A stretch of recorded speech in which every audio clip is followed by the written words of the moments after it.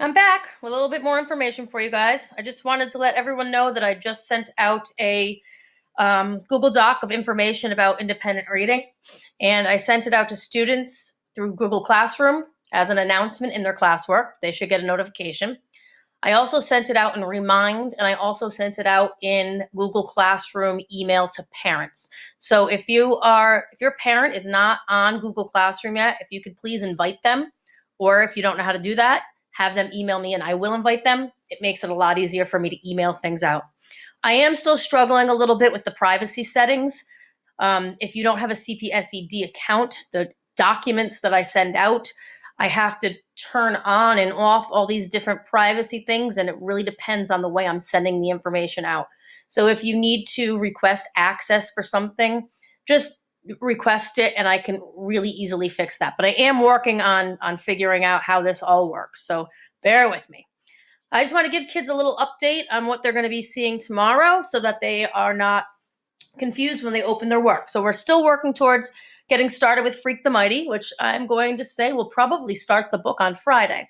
But for tomorrow, you're going to have two things you're working with. The first one is a Google Slides presentation that I created with background information about Freak the Mighty. The book itself is quite unique and has some very unique characters that have some different things going on, that it's helpful for you to know a little bit about the characters and the setting before you actually start reading the book or before we start reading it together.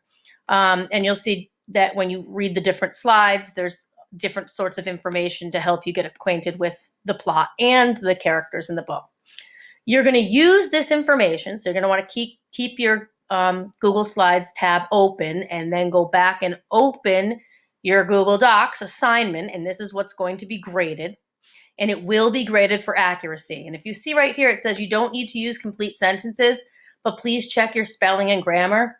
A lot of what you guys have been turning into me is written as if you were writing a text to your friends. And I know this is all new to you guys and working online, but in the next coming days, I'm really going to have to put the hammer down on that, because this is formal work that you're doing for a grade. And I don't want to be reading, the letter U instead of you, and you're not using, some of you are not using any punctuation at all or any capitalization. And we just have to make sure, we're clear on what the expectations are. So please just make sure that you're checking your your spelling and grammar. It's an easy thing to do. If you just go up to tools here, and when you're done with your document, hit spelling and grammar and do spelling and grammar check. Okay, it checks it for you. So the idea that some of you are just handing in things that are, written like a middle school text, we need to get away from that. Okay, at this point, I haven't penalized anybody for that because we're all getting used to it. But you're going to use the information on the slides to simply answer the question in the box next to the question. And they do go in order. So the first couple are from the first slide, the next couple are from the next slide. With the exception of this last one, this bonus question, how old is Miss Howman? And when you look at the Google Slides presentation, you'll see that there is a way to figure out how old I am from the Google Slide presentation. So when you're done with it, you just hit the turn in button. I'm trying to keep up on grading as much as I can, but Google Classroom is definitely overwhelmed, and there's a lot of times they're just kicking me out. So I'm doing my best with that.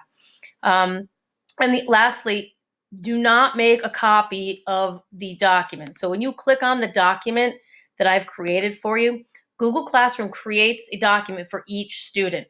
So those of you who are making a copy of this and then completing the work and turning it into me, I can't actually grade that or comment on it, okay, because it's creating a PDF. So just click on the document, answer the questions, okay? I even said if you can copy and paste from the Google slide, okay? My concern is just make sure you're actually reading it, because this is really going to help you to understand the book better when we get started.